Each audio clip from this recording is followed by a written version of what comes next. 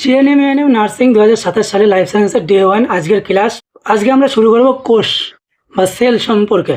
তাহলে আমাদের লেকচারের লক্ষ্য কি থাকবে বা এই ভিডিওর মূল লক্ষ্য, আমরা এই ভিডিওতে আলোচনা করব কোষ কি আবিষ্কার করেন, কোষ তত্ত্ব কি বা সেল থিওরি, কোষের প্রকারভেদ কি, কোষের প্রধান অংশ কি, এই সমস্ত এই ভিডিওতে আলোচনা করব। ভিডিওটা স্কিপ না করে পুরো ভিডিওটা দেখতে থাকবেন এবং ভিডিওটা হেল্পফুল মনে হলে লাইক শেয়ার সাবস্ক্রাইব করতে বলবেন না আপনার বন্ধুবান্ধবদের কাছে।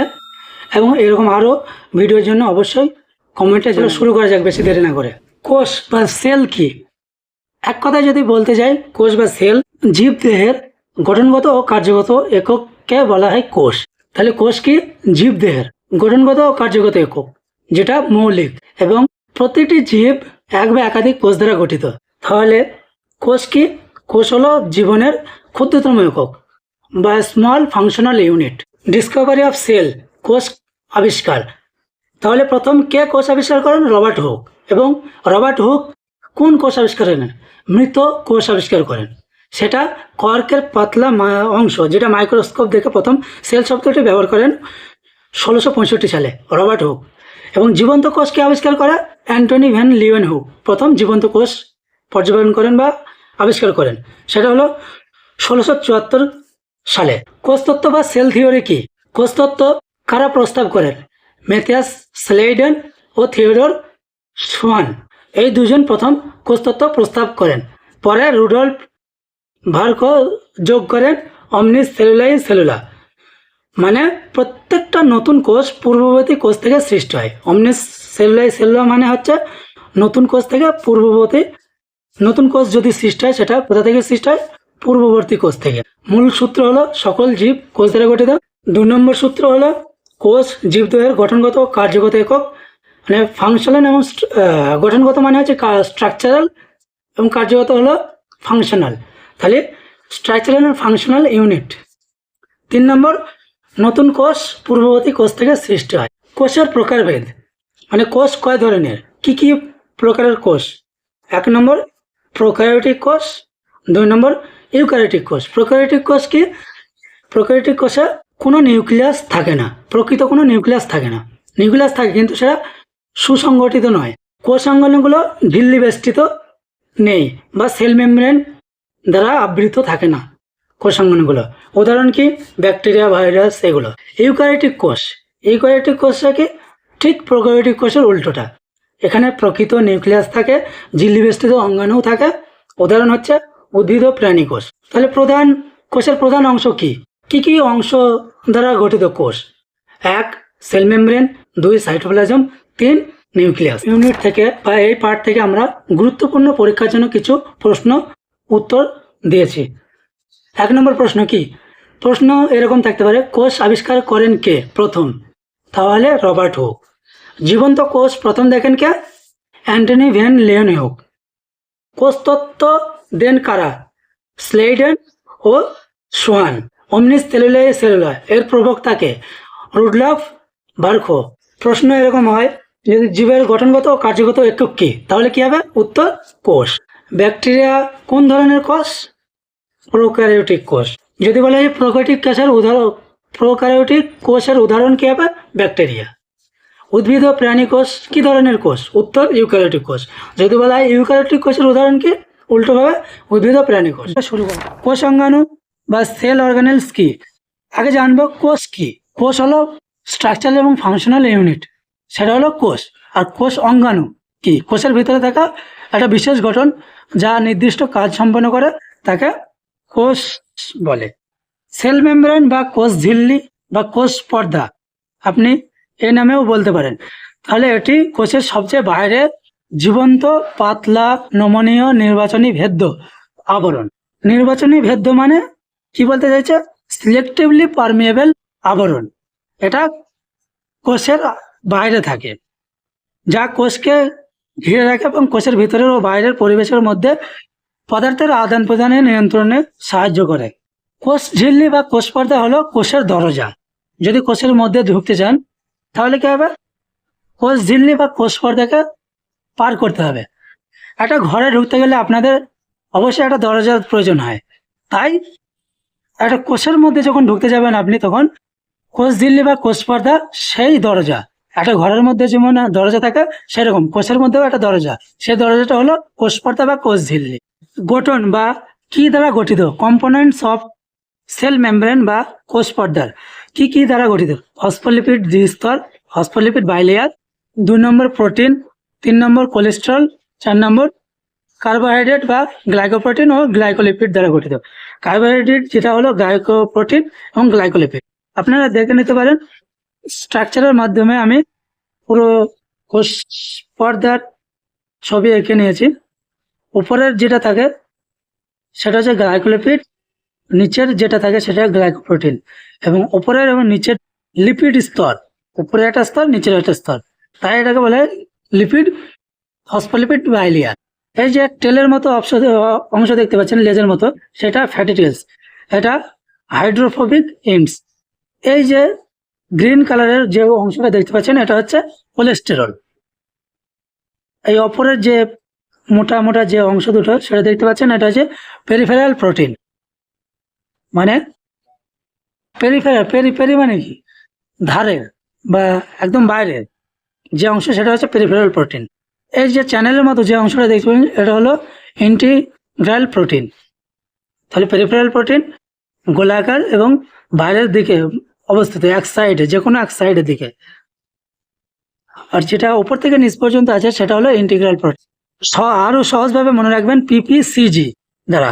পি হচ্ছে ফসফোলিপিড, পি প্রোটিন, সি হচ্ছে কোলেস্টেরল, জি গ্লাইকোক্যালেক্স যেটা কার্বোহাইড্রেট। কার্বোহাইড্রেট কি দ্বারা গঠিত, গ্লাইকোপ্রোটিন, গ্লাইকোলিপিড। কোষ পর্দার কাজ কি, কোষকে সুরক্ষা প্রদান করা, কোষের আকৃতি বজায় রাখা, এই সমস্ত কাজ।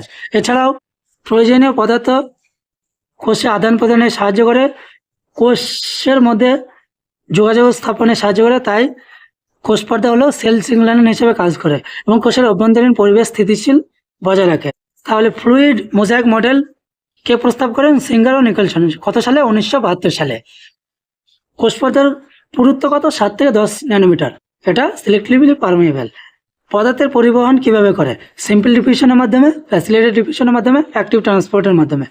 সেটা সিম্পল ডিফিউশন, এটা হলো হাই কনসেন্ট্রেশন থেকে লো কনসেন্ট্রেশন। ফ্যাসিলিটেড ডিফিউশন এটাও হাই থেকে লো, তবে ফ্যাসিলিটেড ডিফিউশনে ক্যারিয়ার প্রোটিনের প্রয়োজন হয়। অ্যাক্টিভ ট্রান্সপোর্ট এটা এনার্জির প্রয়োজন। কোষ প্রাচীর বা সেল ওয়াল কি, এটি উদ্ভিদ কোষের কোষঝিল্লির বাইরে অবস্থিত একটি শক্ত, অজীব ও সম্পূর্ণ ভেদ্য আবরণ।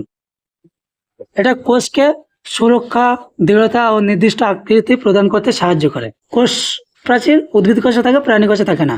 সেল ওয়াল, সি দ্বারা সেলুলোজ, ডাব্লিউ দ্বারা হোল প্রোটেকশন।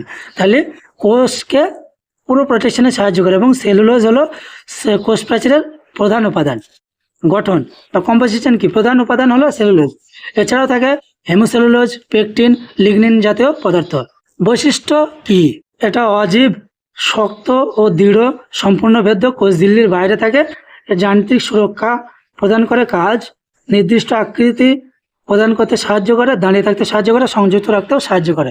তাহলে প্রধান কাজ কি, যান্ত্রিক সুরক্ষা দান করা, আকৃতি ধারণ করা, দাঁড়িয়ে থাকতে সাহায্য করে, সংযুক্ত রাখতে সাহায্য করে কোষ প্রাচীর।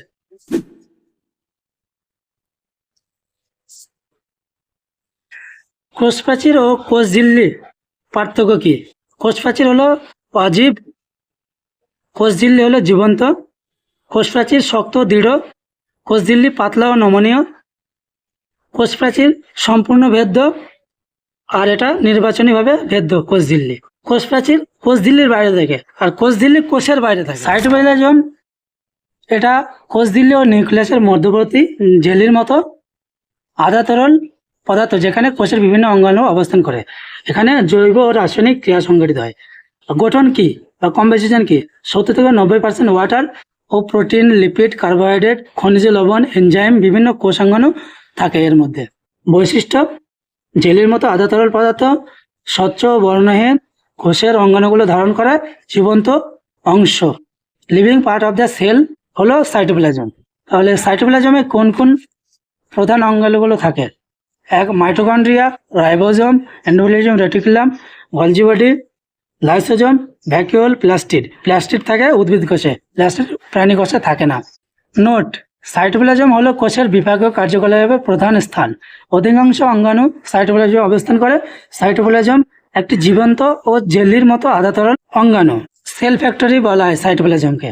সি হয়েছে কন্টেন্স অর্গানেল, মানে কন্টেন্স মানে কি, ধারণ করা, অর্গানেলস মানে অঙ্গাণু, তাহলে সাইটোপ্লাজম অঙ্গাণুগুলো ধারণ করে।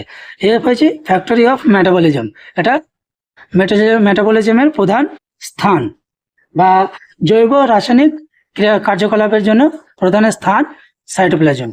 নিউক্লিয়াস কি? নিউক্লিয়াস হলো কোষের একটা নিয়ন্ত্রণ কেন্দ্র, যা কোষের সব কাজ নিয়ন্ত্রণ করে এবং বংশগত তথ্য বা ডিএনএ বা আরএনএ সংরক্ষণ করতে সহায়তা করে। নিউক্লিয়াসের অবস্থান কোথায়?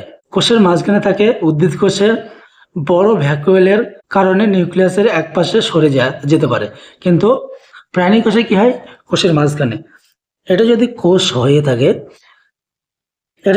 হয়ে থাকে নিউক্লিয়াসটা থাকবে এই কোষের মাঝখানে। আর উদ্ভিদ কোষের ক্ষেত্রে কি হয়? এরকম কোষ হলে এই হচ্ছে বড় ভ্যাকুয়াল, তো এই ভ্যাকুয়ালের কারণে নিউক্লিয়াসটা এক পাশে সরে যায়। নিউক্লিয়াসের স্ট্রাকচার কি? 4টি অংশ নিয়ে গঠিত নিউক্লিয়াস। প্রথম নিউক্লিয়ার মেমব্রেন, 2 নম্বর নিউক্লিওপ্লাজম, 3 নম্বর নিউক্লিওলাস, 4 নম্বর হয়েছে ক্রোমাটিন জালিকা। এই ক্রোমাটিন জালিকা কি হয়? ডিএনএ তৈরি করতে সহায়তা করে। মনে রাখবেন খুব সহজে, এনডিসিপি। এন থেকে কি? নিউক্লিয়াস, ডি থেকে ডিএনএ, সি থেকে হচ্ছে কন্ট্রোল সেন্টার, আর পি থেকে হচ্ছে প্রোটিন সিনথেসিস। তাহলে নিউক্লিয়াস সম্পর্কে যদি মনে রাখতে হয় শর্টকাট টার্ম এনডিসিপি। এন থেকে আমরা কি ডোনেট করব? নিউক্লিয়াস আর নিউক্লিওলাস। আর ডি থেকে ডিএনএ। সি হলো কন্ট্রোল সেন্টার, যেটা কোষের নিয়ন্ত্রণ করতে সহায়তা করে। পি হলো প্রোটিন সিনথেসিস। প্রোটিন সিনথেসিস অবশ্যই একটা গুরুত্বপূর্ণ। তাহলে নিউক্লিয়াসের কাজ কি? নিউক্লিয়াসের কাজ হলো কোষের সকল কার্যকলাপ নিয়ন্ত্রণ করে। ডিএনএ ও জিন সংরক্ষণ করতে সহায়তা করে এবং বংশগত বৈশিষ্ট্য বহন করে। এই ডিএনএ বংশগত বৈশিষ্ট্য বহন করে এবং কোষ বিভাজনে নিয়ন্ত্রণ করে। প্রোটিন সংশ্লেষ পরোক্ষভাবে সাহায্য করে। তাহলে নিউক্লিয়াসের কাজ কি? কোষের কার্যকলাপ নিয়ন্ত্রণ করা, ডিএনএ ও জিন সংরক্ষণ করা, বংশগত বৈশিষ্ট্য বহন করা, কোষ বিভাজন ও প্রোটিন সংরক্ষণে সহায়তা করে, প্রোটিন সংশ্লেষণে সহায়তা করে। এক নজরে এই পয়েন্টগুলো দেখে নিই। নিউক্লিয়াস বিহীন কোষ কি? আরবিসি। আরবিসিতে কোনো নিউক্লিয়াস থাকে না, তাই নিউক্লিয়াস বিহীন কোষ বলা হয় আরবিসিকে। নিউক্লিয়াসকে কোষের ব্রেন বা সেন্টার বলা হয়। মানুষের যেমন ব্রেন থাকে সেরকম কোষের ক্ষেত্রেও নিউক্লিয়াসকে কোষের ব্রেন বা কন্ট্রোল সেন্টার বলা হয়। ডিএনএ নিউক্লিয়াসে থাকে। ডিএনএ কোথায় থাকে? নিউক্লিয়াসে থাকে। নিউক্লিওলাস রাইবোজোম তৈরিতে সাহায্য করে। ক্রোমাটিন কি? ক্রোমোজোমে রূপান্তরিত হয়, যেটা বংশগত বৈশিষ্ট্য বহন করে। তাহলে এই ইম্পর্টেন্ট প্রশ্নগুলো এগুলো মনে রাখবেন, এগুলো পরীক্ষার ক্ষেত্রে খুবই গুরুত্বপূর্ণ। মাইটোকন্ড্রিয়া হলো একটি দ্বিস্তরীয় ঝিল্লি বিশিষ্ট অঙ্গাণু। ঝিল্লি বলতে গেলে সেল মেমব্রেন অঙ্গাণু। কোষীয় শ্বসন সংঘটিত হয় এই মাইটোকন্ড্রিয়াতে এবং এটিপি উৎপন্ন হয় মাইটোকন্ড্রিয়াতে। কোষের শক্তিঘর বলা হয় mitochondria. Power house of the cell. Power house of the cell কাকে বলা হয়? যদি কোশ্চেন আসে সেটা হলো মাইটোকন্ড্রিয়া। এটা খুবই ইম্পর্টেন্ট। তাহলে স্ট্রাকচার দেখে নিই এক নজরে আমরা। শর্টকাটে আমরা মনে রাখবো কীভাবে? ম্যাপ। এম থেকে মাইটোকন্ড্রিয়া, এ থেকে এটিপি এবং পি থেকে পাওয়ার হাউস বলা হয়। কি স্ট্রাকচার? আউটার মেমব্রেন থেকে, ইনার মেমব্রেন থেকে, ক্রিস্টি ম্যাট্রিক্স, এই 4টি প্রধান অংশ দ্বারা গঠিত মাইটোকন্ড্রিয়া। কি বৈশিষ্ট্য? মাইটোকন্ড্রিয়ার প্রধান বৈশিষ্ট্য হলো এটা দ্বিস্তরীয় ঝিল্লি বা ডাবল মেমব্রেন বলা হয়। 2 নম্বর হচ্ছে ডিএনএ ও রাইবোজোম থাকে, নিজে বিভাজিত হতে পারে এবং পেশি কোষে মাইটোকন্ড্রিয়া বেশি থাকে, তাই মাইটোকন্ড্রিয়াকে বলা হয় সেমি অটোনোমাস অর্গানেল। মাইটোকন্ড্রিয়াকে সেমি অটোনোমাস অর্গানেল বলা হয় কারণ মাইটোকন্ড্রিয়ার নিজস্ব ডিএনএ থাকে এবং কোষ বিভাজনেও সহায়তা করে, তাই একে সেমি অটোনোমাস অর্গানেলস বলা হয় মাইটোকন্ড্রিয়াকে। কি কাজ? এটিপি উৎপাদন করতে সাহায্য করে, কোষকে শক্তি সরবরাহ করে এবং বিপাকীয় ক্রিয়ায় অংশগ্রহণ করে এই মাইটোকন্ড্রিয়া। বিপাকীয় বলতে গেলে মেটাবলিক ক্রিয়ায় অংশগ্রহণ করে। পরীক্ষার জন্য গুরুত্বপূর্ণ এই তথ্যগুলো মনে রাখবেন। 1. মাইটোকন্ড্রিয়াকে পাওয়ার হাউস বলা হয় সেলের। এটিপি এডিনোসিন ট্রাইফসফেট হলো কোষের শক্তি বা মুদ্রা, শক্তির মুদ্রা বা এনার্জি কারেন্সি বলা হয়। যদি বলে energy currency of the cell কোনটা, তাহলে মাইটোকন্ড্রিয়া হলো এনার্জি কারেন্সি। ক্রিস্টি যত বেশি হবে এটি উৎপাদন ক্ষমতাও তত বেশি হবে। ফলে মাইটোকন্ড্রিয়ার মধ্যে যত ক্রিস্টি বেশি থাকবে এটিভি উৎপাদন ক্ষমতাও তত বেশি হবে। মাইটোকন্ড্রিয়ার নিজস্ব ডিএনএ থাকায় একে সেমি অটোনোমাস অর্গানেল বলা হয়, কারণ এর নিজে নিজে বিভাজিত হতে পারে এবং বংশগত বৈশিষ্ট্য বা জিনের সংরক্ষণ এর সহায়তা করে, তাই একেও সেমি অটোনোমাস অর্গানেল বলা হয়। রাইবোজোম হলো কোষের একটি ঝিল্লিবিহীন ক্ষুদ্র অঙ্গাণু যা প্রোটিন সংশ্লেষণে সাহায্য করে। ঝিল্লিবিহীন মানে নন মেমব্রেন বাউন্ড, মানে কোনো মেমব্রেন থাকে না রাইবোজোম। এটিকে protein factory of the cell বলা হয়, মানে প্রোটিন তৈরি করতে সাহায্য করে, তাই রাইবোজোমকে প্রোটিন ফ্যাক্টরি বলা হয়। রাইবোজোম কে আবিষ্কার করে? গর্বি এমিল প্যালাডে কত সালে? 1955 সালে রাইবোজোম আবিষ্কার করেন। রাইবোজোমকে প্যালাডে পার্টিকেলসও বলা হয়। প্যালাডে পার্টিকেলস সায়েন্টিস্ট গর্গি এমিল প্যালাডের নাম অনুযায়ী রাইবোজোমকে প্যালাডে পার্টিকেলসও বলা হয়। কোথায় অবস্থান করে? সাইটোপ্লাজমে মুক্ত অবস্থায় থাকে, রাফ এন্ডোপ্লাজম রেটিকুলামের গায়ে যুক্ত অবস্থায় থাকে, মাইটোকন্ড্রিয়া ও ক্লোরোপ্লাস্টের ভেতরেও থাকে। তাহলে কোথায় থাকে? সাইটোপ্লাজমে থাকে, রাফ এন্ডোপ্লাজম রেটিকুলামেও থাকে, মাইটোকন্ড্রিয়া ও ক্লোরোপ্লাস্টে থাকে। কি গঠন? রাইবোজোমের দুটি উপ-একক নিয়ে গঠিত, বড় উপ-একক, ছোট উপ-একক। মনে রাখবেন, রাইবো মিনস হচ্ছে রিসিভ প্রোটিন, আর থেকে হয়েছে রাইবোজোম, পি থেকে হচ্ছে প্রোটিন সিনথেসিস। শর্টকাট টার্ম এগুলো মনে রাখবেন, পরীক্ষার জন্য খুবই গুরুত্বপূর্ণ। প্রধান উপাদান হলো আরএনএ এবং প্রোটিন। কি কাজ? প্রোটিন সংশ্লেষণে সাহায্য করে, এনজাইম ও অন্যান্য প্রোটিন তৈরিতে অংশগ্রহণ করে। রাইবোজোম কোষের বৃদ্ধি ও মেরামতে সাহায্য করে এই রাইবোজোম। তাহলে রাইবোজোম হলো প্রোটিন ফ্যাক্টরি বলা হয় রাইবোজোমকে, ঝিল্লিবিহীন অঙ্গাণু এটা। তারপরে 80s ইউক্যারিওটিক সাইটোপ্লাজম, 70sটা প্রোক্যারিওটিক মাইটোকন্ড্রিয়া ও ক্লোরোপ্লাস্টে থাকে। তাহলে 80sটা কোথায় থাকে? ইউক্যারিওটিক কোষে, আর 70sটা থাকে প্রোক্যারিওটিক কোষে।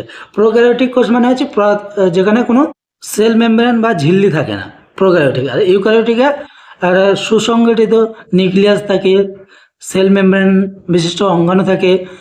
আর প্রোক্যারিওটিকে সুসংগঠিত নিউক্লিয়াস থাকে না এবং সেল মেমব্রেন বিশিষ্ট অঙ্গাণু থাকে। টপিক হলো এন্ডোপ্লাজমিক রেটিকুলাম। সাইটোপ্লাজমে অবস্থিত এক ঝিল্লি বিশিষ্ট জলিকার মতো অঙ্গাণুকে বলা হয় এন্ডোপ্লাজমিক রেটিকুলাম।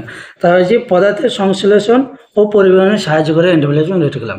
এন্ডোপ্লাজমিক রেটিকুলাম কে আবিষ্কার করেন? কেইথ আর পোর্টার 1945 সালে ইয়ার আবিষ্কার করেন। ইয়ার বলতে গেলে এন্ডোপ্লাজমিক রেটিকুলাম। কত প্রকারের পাওয়া যায় এন্ডোপ্লাজমিক রেটিকুলাম? এটা হচ্ছে রাফ এন্ডোপ্লাজমিক রেটিকুলাম, আর এটা হচ্ছে smooth endoplasmic reticulum. Rough endoplasmic রেটিকুলামে রাইবোজোম থাকে, কাজ হচ্ছে প্রোটিন সংশ্লেষণ ও পরিবহনে সাহায্য করে। আর স্মুথে এন্ডোপ্লাজমিক রেটিকুলামে রাইবোজোম থাকে না, কাজ লিপিড সংশ্লেষণে সাহায্য করে, স্টেরয়েড হরমোন তৈরি করতে সাহায্য করে এবং বিষাক্ত পদার্থের ডিটক্সিফিকেশনে সহায়তা করে। ডিটক্সিফিকেশন বলতে গেলে বিষাক্ত পদার্থ যেগুলো আছে সেগুলো বার করে দেওয়া। এর প্রধান কাজ হলো স্মুথ এন্ডোপ্লাজমিক রেটিকুলামে। কি মনে রাখবেন এখানে? আর থেকে রাইবোজোম, রাইবোজোম থাকলে কি হবে? প্রোটিন সংশ্লেষ করবে। স্মুথ, এস থেকে স্মুথ হলে এখানে প্রোটিন থাকে না, তাই প্রোটিন রাইবোজোম থাকে না, তাই প্রোটিন সংশ্লেষণে সাহায্য করে না। তাহলে কি করে? স্টেরয়েড হরমোন ও ফ্যাট তৈরিতে সহায়তা করে। এন্ডোপ্লাজমিক রেটিকুলামের কাজ কি? পদার্থের পরিবহন করতে সহায়তা করে। রাফ এন্ডোপ্লাজমিক রেটিকুলাম প্রোটিন তৈরি করতে সাহায্য করে। স্মুথ এন্ডোপ্লাজমিক রেটিকুলাম কি করে? লিপিড ও স্টেরয়েড হরমোন সংশ্লেষণে সহায়তা করে। তাহলে যকৃতের কোষে বিষাক্ত পদার্থ যদি থাকে সেটাকে সারাতে অপসারণে সহায়তা করে বা ডিটক্সিফিকেশন করতে সহায়তা করে এন্ডোপ্লাজমিক রেটিকুলাম, এবং নতুন কোষ ঝিল্লি তৈরিতেও সাহায্য করে এই এন্ডোপ্লাজমিক রেটিকুলাম। পরীক্ষার জন্য গুরুত্বপূর্ণ কিছু পয়েন্টস। আরইআর মানে রাফ এন্ডোপ্লাজমিক রেটিকুলাম, যেটা রাইবোজোম থাকে। রাইবোজোম থাকলে কি হবে? প্রোটিন সংশ্লেষ হবে। রাইবোজোম না থাকলে কি হবে? প্রোটিন সংশ্লেষ হবে না। রাইবোজোমের প্রধান কাজই হলো প্রোটিন সংশ্লেষ করা, তাই রাফ এন্ডোপ্লাজমিক রেটিকুলামে রাইবোজোম থাকে, তাই এটি প্রোটিন সংশ্লেষণে সহায়তা করে।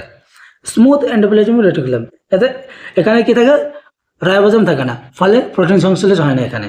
তো এখানে লিপিড সিনথেসিস হয় আর ডিটক্সিফিকেশনেও সহায়তা করে এবং স্টেরয়েড হরমোন তৈরিতেও সাহায্য করে smooth endoplasmic reticulum. Endoplasmic reticulum কি? ইন্ট্রাসেলুলার ট্রান্সপোর্ট সিস্টেম হিসেবে কাজ করে। এটা কি? Single membrane sell, double membrane sell নয়। গলজি বডি কি? এটি এক ঝিল্লি বেষ্টিত অঙ্গাণু। এটি প্রোটিন ও লিপিডকে পরিবর্তন, প্যাকেজিং ও সংরক্ষণ নিয়ন্ত্রণ করতে সহায়তা করে গলজি বডি। এটি কোষের প্যাকেজিং এবং শিপিং সেন্টারও বলা হয়। গলজি বডির কাজ কি? প্যাকেজিং করা, মানে প্যাক করা। এটি কে আবিষ্কার করেন? ক্যামিলিও গলজি।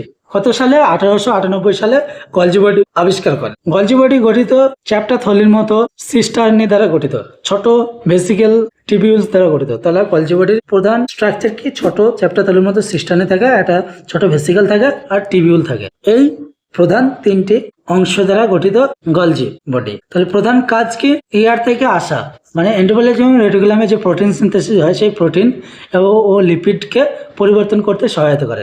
তাহলে লিপিড ও প্রোটিন কোথায় সিনথেসিস হয়? এন্ডোপ্লাজমিক রেটিকুলামে। তাই এখানে বলা হয়েছে এয়ার থেকে আসা প্রোটিন ও লিপিডকে পরিবর্তন করতে সহায়তা করে এবং এনজাইম ও হরমোন তৈরি ও নিঃসরণেও সহায়তা করে গলজি বডি। লাইসোজোম গঠনে গুরুত্বপূর্ণ ভূমিকা পালন করে এই গলজি বডি। এটি খুবই গুরুত্বপূর্ণ একটা অঙ্গাণু। কোষ ঝিল্লি তৈরিতেও সহায়তা করে। কি মনে রাখবেন এখানে? গলজি বডি এটা packaging centre of the cell বলা হয়। গলজি বডি কি নিঃসরণে সহায়তা করে, তাই এখানে বলা হয় সিক্রেটরি অর্গানেল। লাইসোজোম গঠনেও সাহায্য করে। এটা সিঙ্গেল মেমব্রেন বাউন্ড অর্গানেল। শর্টকাটে মনে রাখবেন পিপিপি। পি থেকে হচ্ছে প্যাক এবং পোস্ট, গলজি বডি হিসেবে কাজ করে। পি থেকে প্যাকেজিং, পি থেকে প্রসেসিং, পি থেকে পোস্টিং বা সিক্রেশন বলা হয়। তাই শর্টকাটে মনে রাখবেন পিপিপিপি। পি প্যাকেজিং, পি থেকে প্রসেসিং এবং পি থেকে পোস্টিং। তো এই জিনিসটা মনে রাখবেন, মনে রাখলে খুবই ইজি হয়ে যাবে পরীক্ষা। পরের টপিক হচ্ছে লাইসোজোম। লাইসোজোম কোথা থেকে তৈরি হয়? তাহলে লাইসোজোম তৈরি হয় গলজি বডি থেকে। একটু আগে জেনে নিলাম। তাহলে এটি একটি ঝিল্লি বেষ্টিত অঙ্গাণু যার মধ্যে বিভিন্ন পাচক এনজাইম থাকে। পাচক মানে যেসব এনজাইম মেটাবলিকে সহায়তা করে, তাই একে বলে পাচক এনজাইম। হাইড্রোলাইটিক এনজাইম যা কোষের অপ্রয়োজনীয়, ক্ষতিগ্রস্ত ও বিদেশি পদার্থ ভেঙে ফেলে, তাই একে সুইসাইড ব্যাগও বলা হয়। তাহলে এই লাইসোজোমের প্রধান কাজ কি? অপ্রয়োজনীয় বা ক্ষতিগ্রস্ত যেসব পদার্থ সেগুলোকে মেরে ফেলে বা ভেঙে ফেলে, তাই একে সুইসাইড ব্যাগ বলা হয়। তাহলে এটা কে আবিষ্কার করেন? ক্রিস্টিয়ান ডি ডুবে। কত সালে? 1955 সালে লাইসোজোম আবিষ্কার করেন। তাহলে লাইসোজোমকে সুইসাইড ব্যাগ বলা হয় কেন? এটা আপনার জন্য একটা কমেন্টে দিয়ে রাখলাম, অবশ্যই কমেন্ট বক্সে জানাবেন। কি কাজ? এটি ক্ষতিগ্রস্ত অঙ্গাণুগুলোকে ধ্বংস করে, যাকে অটোফেসি বলা হয়। ব্যাকটেরিয়া ও ভাইরাসের মতো বাইরের কণাকে হজম করতে সাহায্য করে এবং কোষের বর্জ্য পদার্থ যেগুলো আছে সেগুলোকে অপসারণ করতে সহায়তা করে, মৃত বা ক্ষতিগ্রস্ত কোষ ধ্বংস করতে সহায়তা করে। তাই একে অটোলাইসিস বলা হয়। এই পদ্ধতিকে মনে রাখবেন। সুইসাইড ব্যাগ বলা হয় লাইসোজোমকে। আবিষ্কার করেন ক্রিস্টিয়ান ডি ডুবে। গলজি বডি থেকে তৈরি হয়। তাহলে লাইসোজোম গলজি বডি থেকে তৈরি হয়। এটা সিঙ্গেল মেমব্রেন বাউন্ড অর্গানেল বলা হয়। লাইসো এল থেকে লাইটিক এনজাইম, ইউ থেকে ইওর সেল ক্লিন আপ, মানে যে সেল আমাদের শরীরের মধ্যে যে সেলগুলো থাকে সেগুলো ক্লিন আপ করতে সাহায্য করে, তাই বলছে your cell clean up. S থেকে সুইসাইড ব্যাগ, ও থেকে ওল্ড অর্গানেলস ডাইজেস্টেড, মানে যেগুলো পুরাতন অর্গানেল সেগুলোকে খেয়ে। Topic vacuole. ভ্যাকুয়াল হলো একক ঝিল্লি বেষ্টিত থলির মতো অঙ্গাণু। এতে জল, খাদ্য, খনিজ লবণ, রঞ্জক পদার্থ এবং বর্জ্য পদার্থ এইসব সমস্ত পদার্থগুলো সঞ্চয় থাকে এই ভ্যাকুয়ালের মাধ্যমে। উদ্ভিদ কোষে এটা বড় আকারে থাকে, প্রাণী কোষে থাকে, তবে সেটা ছোট এবং অস্থায়ী হয়ে থাকে। তাই প্রাণী কোষে অতটাও ইম্পর্টেন্ট নয় ভ্যাকুয়াল, কিন্তু উদ্ভিদ কোষে খুবই গুরুত্বপূর্ণ। কে আবিষ্কার করেন এটা? অ্যান্টনি ভ্যান লিওনহুইক সর্বপ্রথম ভ্যাকুয়ালের পর্যবেক্ষণ করেন এবং আবিষ্কার করেন ফেলিক্স দুজার্ডান ভ্যাকুয়াল নামটি প্রবর্তন করেন। ক্লোরোপ্লাস্ট সেল সুপ দ্বারা গঠিত। এটা কাজ কি? পানি, খাদ্য সঞ্চয় করে রাখে। পানি ও খাদ্য পদার্থ, মানে খাদ্য সঞ্চয় করে রাখে। পদার্থ, বর্জ্য পদার্থ যেগুলো সেগুলোকে জমা রাখে। কোষের টার্গর চাপ বজায় রাখে। এটা এক ধরনের চাপ, এটা সেই চাপকে বজায় রাখে। কোষের আকৃতি ও দৃঢ়তা বজায় রাখতে সাহায্য করে। কিছু রঞ্জক পদার্থ সঞ্চয় করে এই ভ্যাকুয়াল।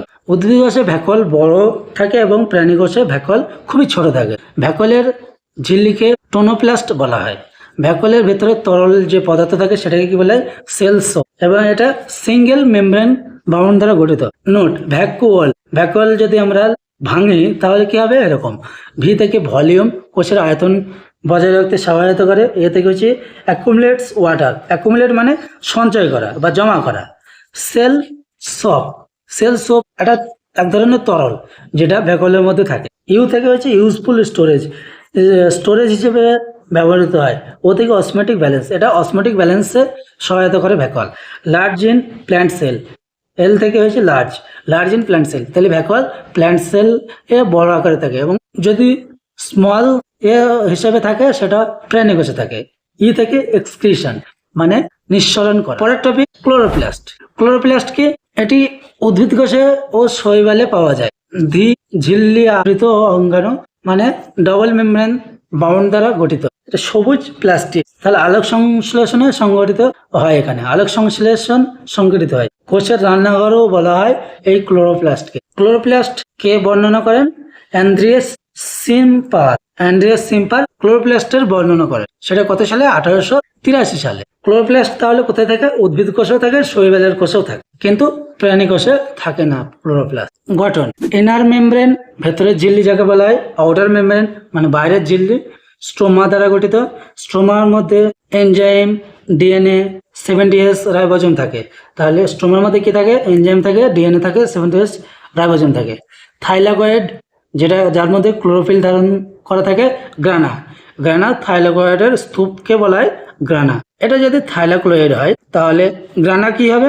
এটাকে গ্রানা বলা হয়। এক বা একাধিক থাইলাকয়েডকে মিলিয়ে গ্রানা বলা হয়, তাই বলা হয়েছে থাইলাকয়েডের স্তূপকে গ্রানা বলা হয়। ক্লোরোপ্লাস্ট কোথায় থাকে? এই এখানে থাকে ক্লোরোপ্লাস্ট থাকে এখানে। বৈশিষ্ট্য: কি বৈশিষ্ট্য এই ক্লোরোপ্লাস্টের? এটা দ্বিঝিল্লি বিস্তৃত অঙ্গাণু মানে ডবল মেমব্রেন। এখানে ক্লোরোফিল নামক রঞ্জক থাকে, নিজস্ব ডিএনএ ও 70S রাইবোজোম থাকে, তাই প্রোটিন সিনথেসিস ও জিনগত বৈশিষ্ট্য বহন করে বলে একে সেমি অটোনোমাস অর্গানেল বলা হয়।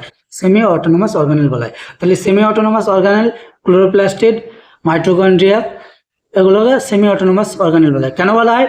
নিজস্ব ডিএনএ থাকে এবং কোষ বিভাজনে সহায়তা করে ও প্রোটিন সংশ্লেষণে সহায়তা করে, তাই এগুলোকে সেমি অটোনোমাস অর্গানেল বলা হয়। কি কাজ? গ্লুকোজ তৈরি করতে সাহায্য করে, O2 তৈরি করতে সাহায্য করে, O2 বলতে গেলে অক্সিজেন, এবং সৌরশক্তিকে রাসায়নিক শক্তিতে রূপান্তরিত করতেও সহায়তা করে এই ক্লোরোপ্লাস্ট। উদ্ভিদকে সবুজ রং প্রদান করতেও সহায়তা করে। নোট দেখেন, গ্রিন থেকে একটা শর্ট ফর্ম, জি থেকে হচ্ছে গ্রিন পিগমেন্ট। পিগমেন্ট মানে সবুজ রং। আর থেকে রাইবোজোম যেটা 70S, এই রাইবোজোম প্রোটিন সংশ্লেষণে সহায়তা করে। ই থেকে হচ্ছে এনার্জি ফ্রম সান মানে সূর্য থেকে এনার্জি সংরক্ষণ করে। ই থেকে ইভ্যালুয়েশনারি সেমি অটোনোমাস। এন থেকে হচ্ছে নিউট্রিশন ফুড প্রিপারেশন, এটা খাদ্য তৈরিতে সহায়তা করে। পরীক্ষার জন্য মনে রাখবেন, কিচেন ঘর বলা হয় ক্লোরোপ্লাস্টকে। ক্লোরোফিল ফটোসিনথেসিস সহায়তা করে, ডবল মেমব্রেন অর্গানেল এটা সেমি অটোনোমাস অর্গানেল, এবং 70S রাইবোজোম। আর উদ্ভিদ কোষের ডিএনএ যেটা থাকে সেটা সার্কুলার আকারে থাকে, এইভাবে থাকে, এগুলো ডিএনএ সার্কুলার আকারে থাকে। কিন্তু যদি প্রাণী কোষে ধরা হয় ঠিক এরকম ভাবে থাকবে প্রাণী কোষে।